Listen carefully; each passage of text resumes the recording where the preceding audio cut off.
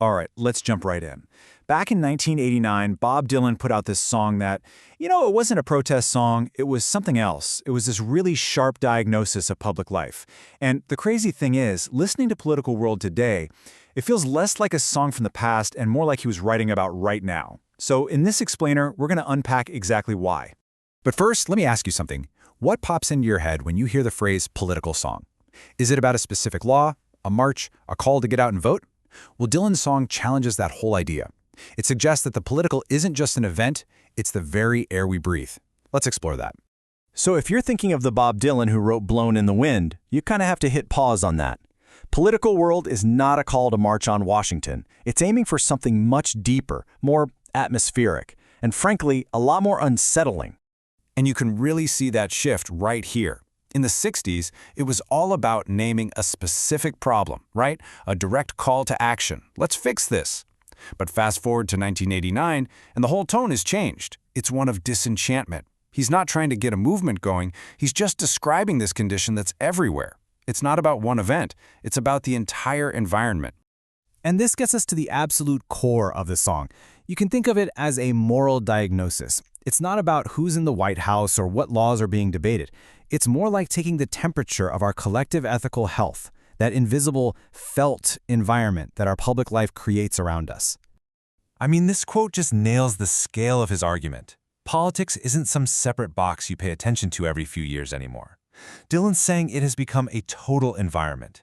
It seeps into how we talk to each other, how we relate to each other, even how we think. It's just inescapable.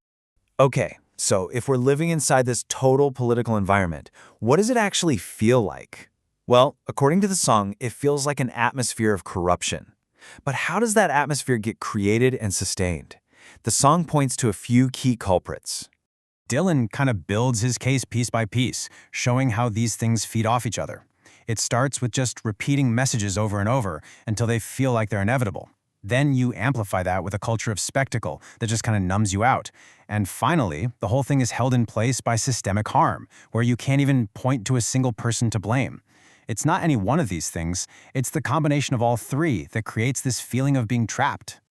Let's just zoom in on that idea of spectacle, because it's so important. This is what happens when public life becomes more of a performance, an attention-grabbing show, than something about substance. It's just one emotionally charged scene after another. These outrage cycles that flare up and burn out so fast, they just lead to exhaustion, not understanding. Sound familiar at all? And this idea of crime without a face is just so powerfully modern. We get this feeling that harm is being done by these massive, complex systems, bureaucracies, corporations, algorithms. But where do you even point the finger? The responsibility is spread so thin that accountability just vanishes. So we've got this atmosphere of spectacle and faceless harm. What's the ultimate cost of living in a world like that? The song argues that the deepest, most damaging thing that happens is that trust itself just completely collapses. And the final result is what you could call ethical depletion. And this is a really profound problem. It's when our shared language, big words like justice or truth or dignity, starts to feel totally hollow. You hear them, but you suspect they're just being used as a tool, like branding, and they lose their power to actually bring us together. And you can see the domino effect right here. It's like a downward spiral. First, trust breaks down. We start assuming there's a hidden agenda behind everything we see and hear. And that makes solidarity almost impossible, right? Because every time someone appeals to a shared value, it feels like a trick. So what happens? Withdrawing from it all starts to seem like the only sane, rational choice. Cynicism becomes the default setting.